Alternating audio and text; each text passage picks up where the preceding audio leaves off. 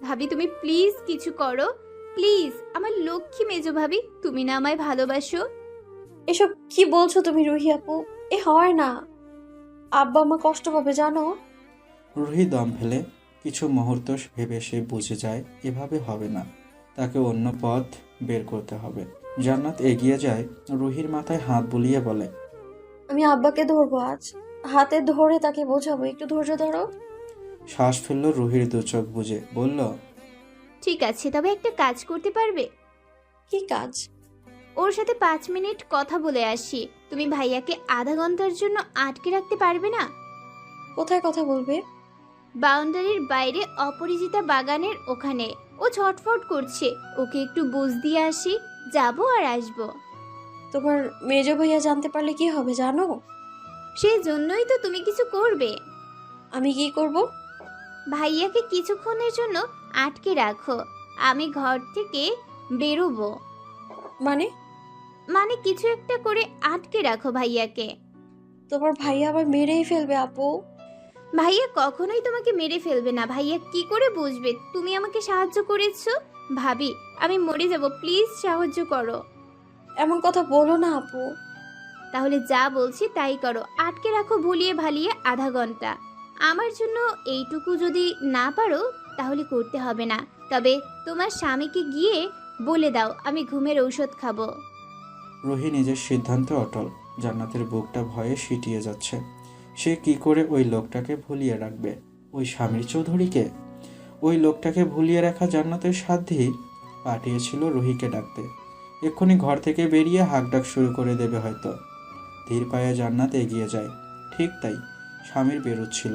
জান্নাতকে দেখে বলল, এতক্ষণ লাগে ওকে আনতে? ও কই? ঘুমাচ্ছে। ঘুমাচ্ছে মানে এই ভর সন্ধ্যায়? কাজ ছিল তো, আমি বুঝিয়ে মাথায় তেল লাগিয়ে চুল বেঁধে দিয়ে এলাম। যাবেন না প্লিজ, বিরক্ত করতে এখন যাবেন না, আধা ঘন্টা পরে উঠাই। কথাগুলো বলতে বলতে জান্নাতের বারবার আটকাচ্ছিল। স্বামীর গিয়ে বিছানায় বসল। ছটফটে ভাব স্বামীরের আচরণে। বোনের জন্য দুশ্চিন্তা হচ্ছিল খুব।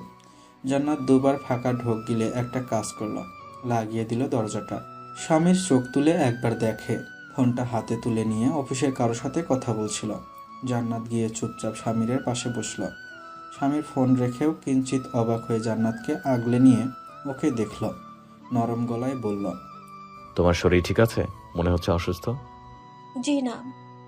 অস্ফুটে বলে মেয়েটা। তো জান্নাত ধীরে ধীরে নিজের দুই হাত দিয়ে আগলে ধরল স্বামীরের গলা। নিচু স্বরে বলল, আপনি রেগে আছেন আমার উপর কোনো কারণে? স্মিত হাসে স্বামীর, দুপাশে মাথা ঝাঁকায়।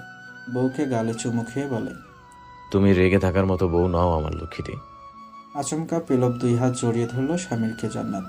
নৈকট্য বৃদ্ধি পেতেই জান্নাতের উষ্ণতায় মাথা ঝিমঝিম করে উঠল স্বামীরের। জান্নাত আড়স্তটা ভেঙ্গে আজ গালে চুমু খায় স্বামীরের। ভীষণ অবাক হয় স্বামীর। এভাবে জান্নাত কখনো আদর করে না তাকে। ঘড়িতে সন্ধ্যা 7টা তখন। স্বামীর ঘড়ি দেখে জান্নাতকে দূরে সরিয়ে দিতে চাইল। সন্ধ্যাবেলায় এসবের মুড নেই তার। তাছাড়া রুহির খোঁজ নিতে হবে। অসময়ে ঘুমানোর কোনো ভালো লক্ষণ নয়। স্বামীর উঠে যাবে বুঝতে পেরে জান্নাত এক কাজ করে বসল। কোলে চেপে বসে গলা জড়িয়ে ধরে থাকল। স্বামীর বউকে এভাবে পেয়ে খুশি। বউটা তার বড় আদরের, অনেক আদরে। মাথায় হাত বুলিয়ে দিয়ে স্বামীর বলল, সেদিন রাতে বকেছিলাম, মন খারাপ এখনো? দুপাশে মাথা নাড়ে জান্নাত। স্বামীর নিচু স্বরেই বলতে থাকে, আমার কথা শোনো না কেন? তাহলে বকি? জান্নাতের নরম ছোট তুলতুলে ডান হাতটা নিজের হাতের মুঠোয় নিয়ে খেলা করতে করতে বলল স্বামীর কথাটা। জান্নাত জবাব দেয় না। তাকে আরও কিছুক্ষণ আটকে রাখতেই হবে স্বামীরকে। বউয়ের উষ্ণ শ্বাস গলার কাছে আশ্রে পড়ছে। পৌরুষ নারীর কামনীয়তার ছলনায় হাড় মেনেছে। মৃদু শ্বাস ফেলল স্বামীর। হঠাৎ নিজের খেই হারিয়ে ওকে শুইয়ে দিল। চওড়া হলো ওর ওপর। তার মাথায় আর অন্য কিছু নেই। সে ঘোর লাগা দৃষ্টিতে শুধু দেখতে পাচ্ছে তার অধিকারের ঠাসা নারীকে, যে আজ নিজে থেকে আমন্ত্রণ জানাচ্ছে তাকে। ওকে চুমু খেতে গিয়ে আজ স্বামীর বেশ অবাক হলো। আজ শুধু সহাস্যে সায় নয়, বরং জান্নাত বেশ উৎসাহী। এতটা সাহসী জান্নাত নয়। আচরণগত দিক থেকে জান্নাত প্রচণ্ড লাজুক এবং ঘনিষ্ঠতার সবসময় অনীহা থাকে জান্নাতের। স্বামী সবসময় টের পায়। মরা মাছের মতো পড়ে থাকা মেয়েটা আজ লাজের খোলস থেকে বেরিয়ে এভাবে স্বামীরকে আশকারা দিচ্ছে দেখে অবাক হওয়াটাই স্বাভাবিক। স্বামীর একবার চাইলেও জিজ্ঞেস করতে, জান্নাত এত অস্বাভাবিক আচরণ করছে কেন? পরপর নিজেকে নিজেই বাধা দিল। যদি লজ্জা পেয়ে যায় তাহলে এই সুন্দর সন্ধ্যাটা নষ্ট হবে। ভালোবাসাবাসিতে আচ্ছন্ন হয়েছিল দীর্ঘ সময় দুজন। একে অপরকে জড়িয়ে ধরে শুয়েছিল দীর্ঘ সময়। স্বামীর চোখ বুজেছিল। হঠাৎ চোখ মেলে তাকিয়ে তৎপর হয় স্বামীর। রুহির সাথে কথা বলতে হবে তার। জান্নাত স্বামীরকে উঠতে দেখে আবারও বাধা দিল। উঠছেন? অবাকের পরে অবাক হচ্ছে স্বামীর। আজ এই মেয়ের হলো কি? বউয়ের কপালের একটা সন্তুষ্টির চুমু খেয়ে উঠে বসেই বলে, তুমিও ওঠো, রুহিকে ডেকে আনো। ঠিক সেই সময় বাড়িতে রেজিয়ার চেঁচামেচি শোনা যায়। জান্নাতের বুক কাঁপছে। কেউ কিছু টের পেয়েছে? রুহি আপু কি ধরা খেয়েছে? পরপর দরজায় ধাক্কা পড়ে। শামার গলা। মেঝো ভাইয়া, আপু বাড়িতে নেই। তন্ময়ের মাথা বনবন করছে। হৃদস্পন্দন দ্রুত থেকে দ্রুতর হচ্ছে। সে সত্যি রুহিকে ভাগিয়ে নিয়ে যাচ্ছে। মোড়ের মাথায় বাইক নিয়ে দাঁড়িয়ে আছে তন্ময়। ঘড়ি ধরা ঠিক সময়ে 8:30 রুহির এখানে আসার কথা। রুহি সময়ের পাক্কা একেবারে। ঠিক 8:30 নাগাদ সোডিয়াম আলোতে তন্ময় দেখল তার প্রেয়সী ছুটতে ছুটতে আসছে। হাতে শুধুমাত্র একটা পার্স ব্যাগ, পরনে সালোয়ার কামিজ, আর কিছুই নেই। এভাবে চলে এসেছে প্রেমিকার হাত ধরে পালাতে। তন্ময়ের ভীষণ আবেগ হয়ে পড়ে। এই মেয়েটাকে ভালো রাখতে পারবে তো সে? পারবে তো? রুহি এসে তন্ময়ের বাইকের সামনে দাঁড়ায়। চোখ ভেজা তার। তন্ময় দেখে সেই ছোট্ট রুহি এসেছে। ছোটবেলা থেকে একসাথেই বড় হয়েছে দুজন। চৌধুরী আর হাওলাদার বাড়ির ছেলেমেয়েরা একসাথেই খেলতো।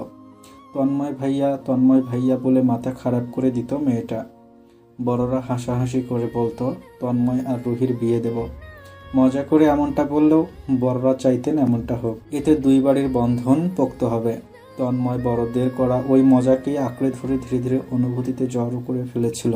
আজ সে এই রুহিকে সত্যি বিয়ে করবে, অথচ বড়দের কষ্ট দিয়ে তারা সুখী হবে। আস্তে করে তন্ময় বলল, বাইকে ওঠো। রুহি বাইকে উঠল। তন্ময় বলল, ভয় করছে? হুম। আমারও করছে। তাহলে ফিরে যাবেও? আসলো তন্ময়। বাইক স্টার্ট করে বলল, সে সুযোগ নেই, তোকে আমার লাগবে। রুহি বাড়ি ছেড়ে পালিয়েছে। মুহূর্তেই হাহাকার লেগে গেল কমলা রঙের রোদে। রিজিয়া বুক চাপড়ে কাঁদছে মেয়ের বোকামি দেখে। সুহানা মাথায় হাত দিয়ে বসে আছে। সে কেন সতর্ক করল না রাজনকে? রুহি যে এত কম সময়ের মধ্যে এমন একটা কাজ করে ফেলবে সে বুঝে উঠতেই পারেনি। বাহিরে মায়ের চিৎকার। বন্ধ ঘরের ভেতর থেকে স্বামীর আবারও বলল, কি হয়েছে শ্যামা? ভাইয়া আপু বাড়িতে নেই। জান্নাত পাথরের মতো দাঁড়িয়ে আছে, নিজেকে আঁচলে জড়িয়ে। স্বামীর কথাটা শুনেই হতভম্ব হয়ে জান্নাতের মুখের দিকে তাকায়। জান্নাত দৃষ্টি নামিয়ে নেয়। সে নিজেই হতভম্ব এবং তার শরীর কাঁপছে। স্বামীর কিছু পল জান্নাতকে দেখে পোশাক নিয়ে চুপচাপ ওয়াশরুমে ঢুকে ফ্রেশ হয়ে নেয়। শাওয়ারের পানিতে ভিজতে ভিজতে ক্রমশ স্বামীর মুখটা কঠিন হয়ে ওঠে। ওয়াশরুম থেকে বেরিয়ে স্বামীর ভেজা চুল না মুছেই হন্তদন্ত হয়ে ফোনটা হাতে নিয়ে বেরিয়ে যায় ঘর থেকে। জান্নাত মাথা নিচু করে মূর্তির মতো দাঁড়িয়ে থাকে। রুহি ঘরে নেই। এটা প্রথম আবিষ্কার করে সুহানা। রিজিয়া মাইমুনের ঘরে ছিল তখন। স্বামীর নিচতলায় নামার সাথে সাথে রিজিয়া ছুটে আসে। ও বাবা, তোর বাবাকে কি করে সালাম দেব আমি? স্বামীর ফোনে কারো নাম্বার ডায়াল করতে করতে ভীষণ শান্ত স্বরে জবাব দেয়, গেলে ওদের দৌড় কাজী অফিসে, চিন্তা করো না, খুঁজে আনবো। এক এক করে সমস্ত জায়গায় কল করতে থাকে স্বামীর। পরিচিত বন্ধু বান্ধব থেকে শুরু করে বরিশালের নেতা শ্রেণীর লোকজন যারা স্বামীরের বন্ধু তাদেরকে সকলকে। শহর চষে বের করাবে রুহিকে। অফিস থেকে ছুটে এসেছে রাজন, সারাফাত।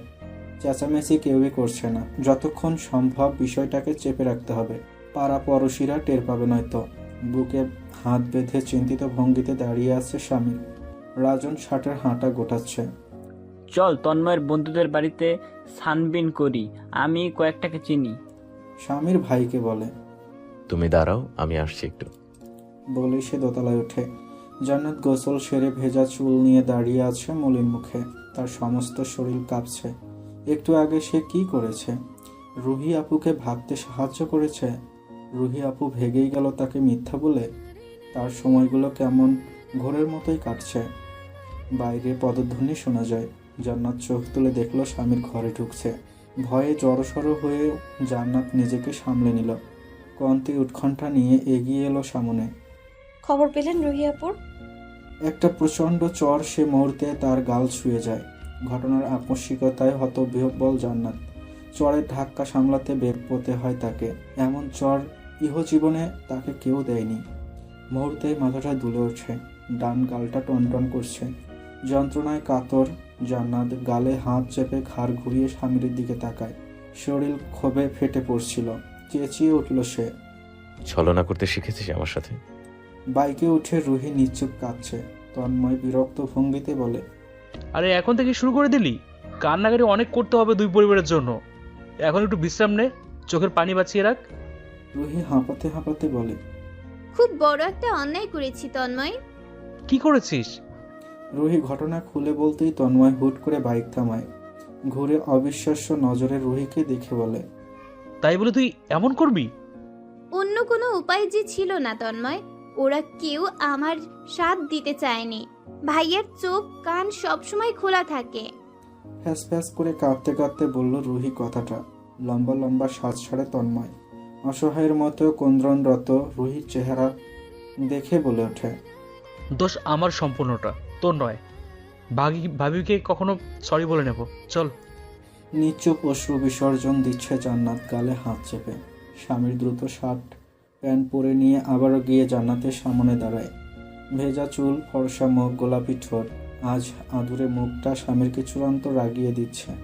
ওর বলিষ্ঠ এক হাতেই জান্নাতের হাত দুটোটি ওর পেছনে নিয়ে জোরসে চেপে ধরে দাঁত কিরমির করে ওঠে। ভোলাভালা গায়ের মেয়ে দেখে বিয়ে করেছিলাম, দেখে মনে হয়েছিল ভাজা মাছটা উল্টে খেতে জানে না। সেই মেয়ে ছলাফেলা করে আমার সাথে স্বামীরের সাথে। চোখ মুখ খিচিয়ে নেয় জান্নাত। খুব কাছ থেকে চেঁচাচ্ছে স্বামীর। আজ কে জানে কি আছে তার কপালে। এই লোক তাড়াহুড়োতে আছে। একটা চর দিয়ে যে স্বামীর থেমে থাকবে না তা জান্নাত বুঝতে পারছে। বলো কেন করলে এটা, বলো। আমি কিছু করিনি। আবার মিথ্যা বলে?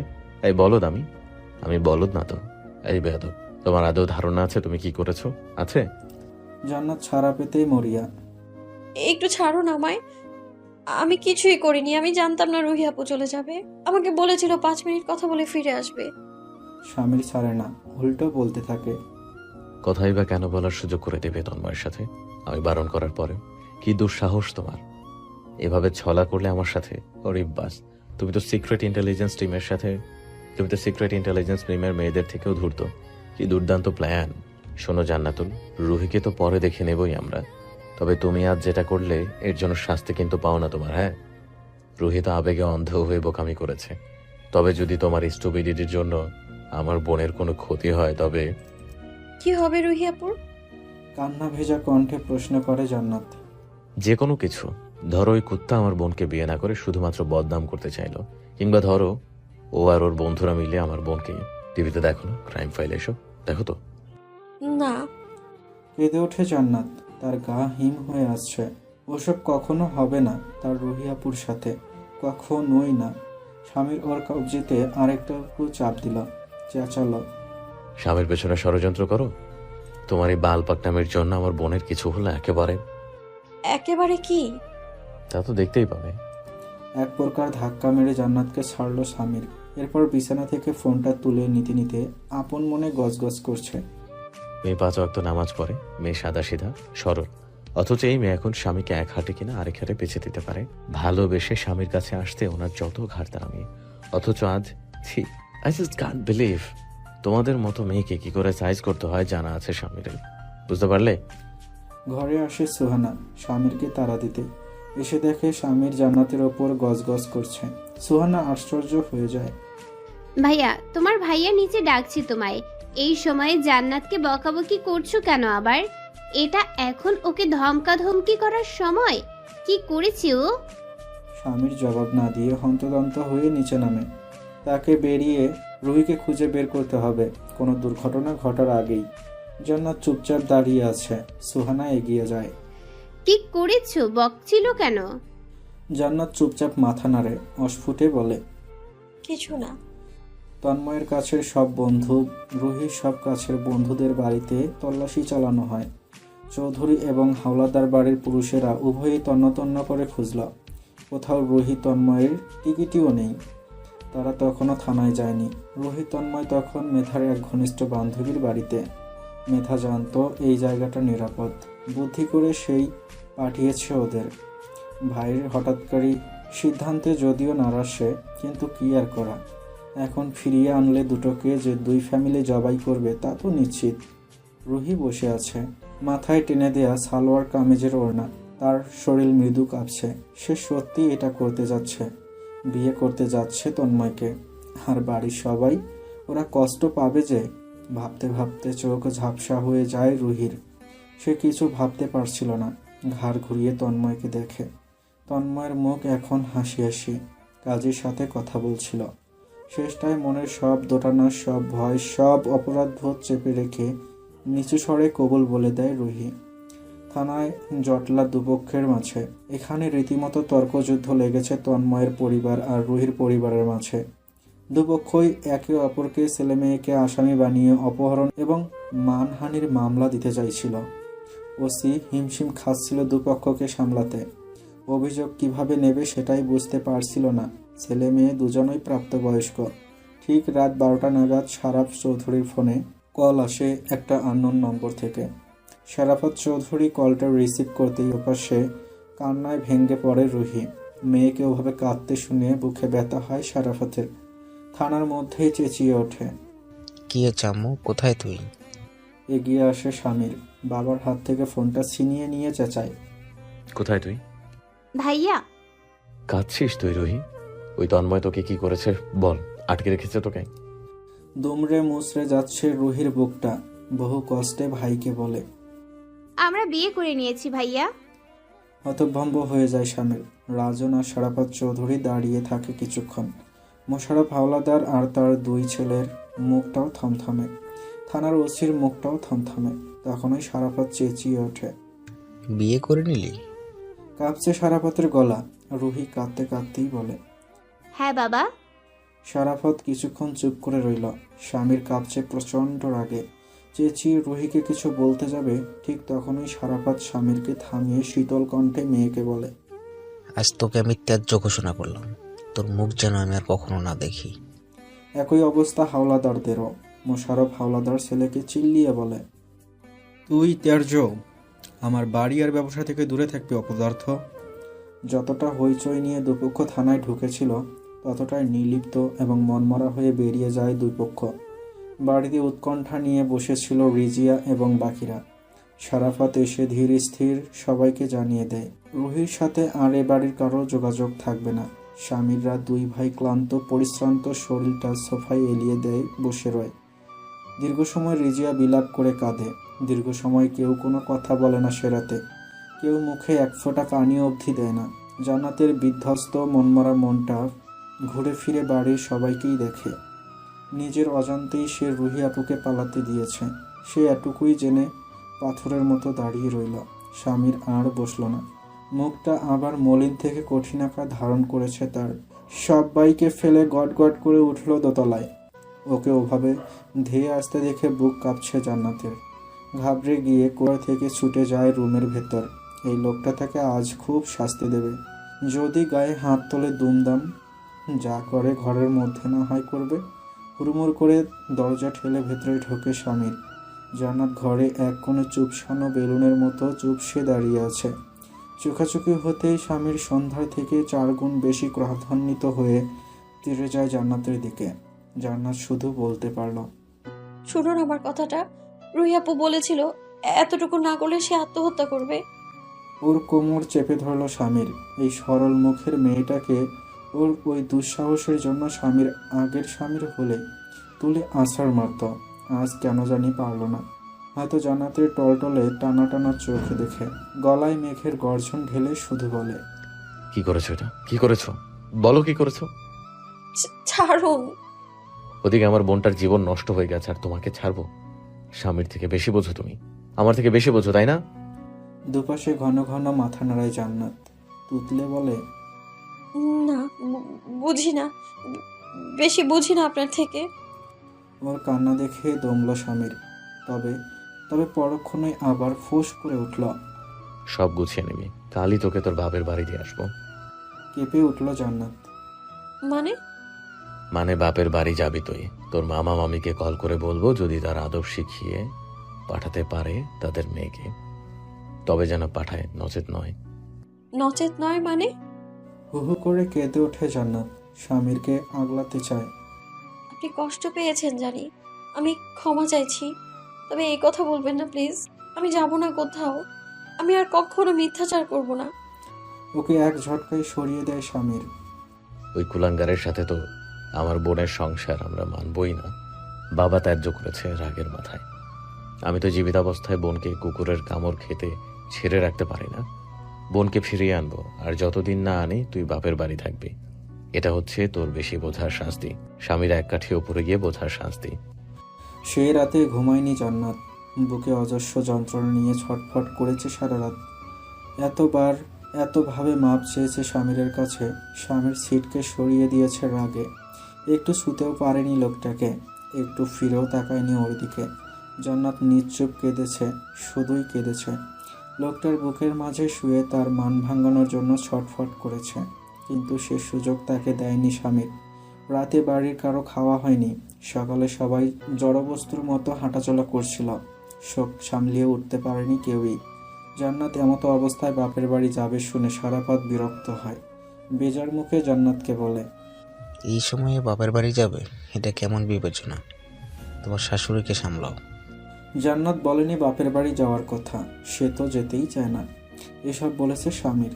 সকালে উঠেই জান্নাতকে তাড়া দিচ্ছে তৈরি হতে। সারা রাত না ঘুমিয়ে ক্লান্ত স্বামীর জান্নাতের নড়ছিল না মোটেও। শরীরটা বিগত 3 দিন ধরেই খারাপ যাচ্ছে, আজ একটু বেশি খারাপ। স্বামীরের মুখ থেকে ধমক বের হয়, এই নাটক কম, নাস্তা সেরে রেডি হ শিগগির।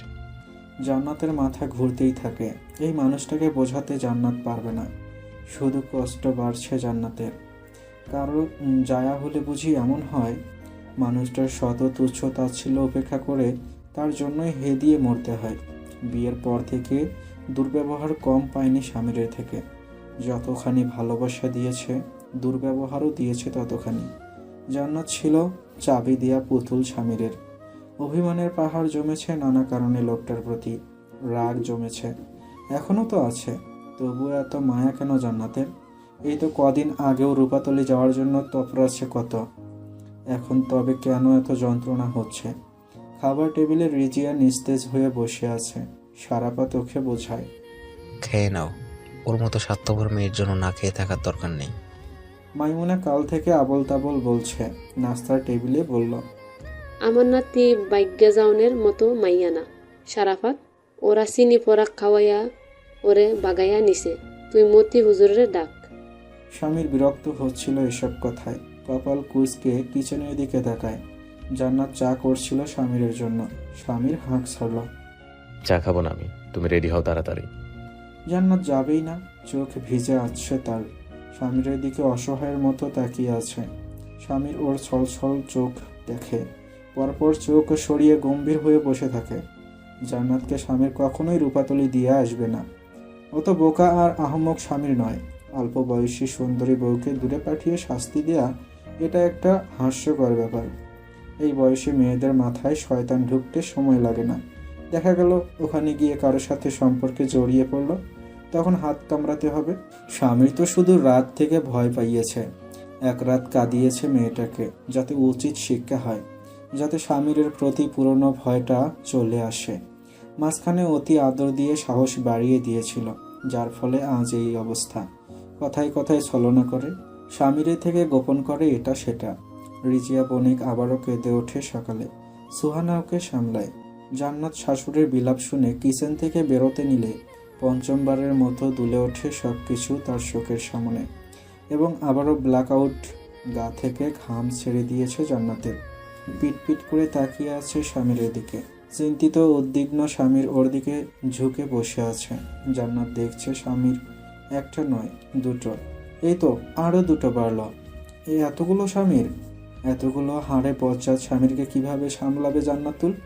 জান্নাতের দুগালে তখন আলতো চাপড় মেরে স্বামী ডাকলো। খারাপ লাগছে জান্নাতুল, খারাপ লাগছে?